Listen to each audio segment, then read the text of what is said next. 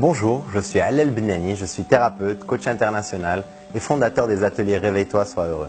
Je vais te montrer une manière d'éliminer plus de la moitié de ta souffrance en un instant si tu veux. En fait, la plupart du temps, ce qui te fait souffrir, ce ne sont pas les faits ou ce qui s'est passé, mais plutôt ton interprétation ou le sens que tu as donné à ce qui s'est passé. Par exemple, tu as fait rendez-vous avec ton mari ou ta femme ou ta petite copine, ton petit copain dans un restaurant à 20 h. Il est 20 h 40 et la personne n'est pas arrivée et tu n'as aucune nouvelle. Tu l'appelles au téléphone et ne répond pas.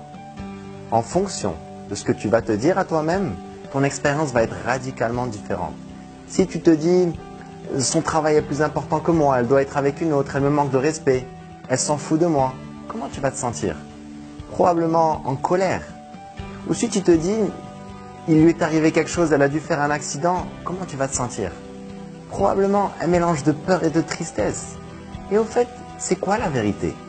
Tu n'en sais rien encore, mais tu t'es déjà fait des films dans ta tête et c'est ton interprétation qui te fait souffrir. Tu me suis? Le problème, c'est que quand la personne arrive, tu es crispé parce que ça fait une demi-heure que tu te fais des films et tu ne la traites pas de la meilleure manière. Alors, où est-ce que tu étais?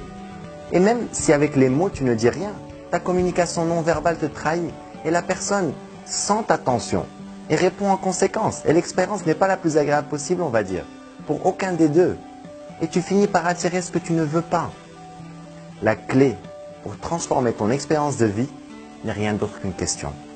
Qu'est-ce que ça peut vouloir dire d'autre? Il est 20 h 40, la personne n'est pas encore arrivée, elle s'en fout de moi.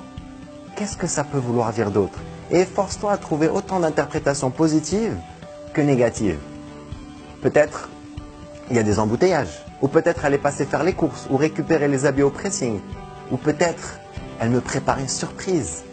Et tu vas te sentir excité au lieu de te sentir en colère. Tu te rends compte de comment change ton expérience.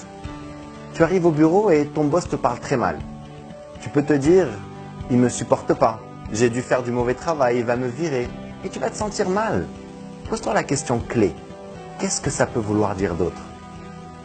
Peut-être qu'il subit beaucoup de pression en ce moment, ou qu'il traverse un moment difficile dans sa vie personnelle, ou que simplement il a mal dormi. Ton expérience se transforme automatiquement et tu vas te comporter différemment avec ton boss.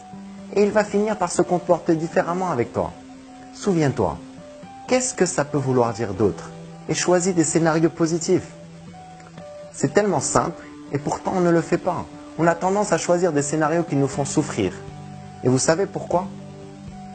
Parce que la drogue la plus addictive, ce n'est pas la cocaïne ou la marijuana, c'est les problèmes.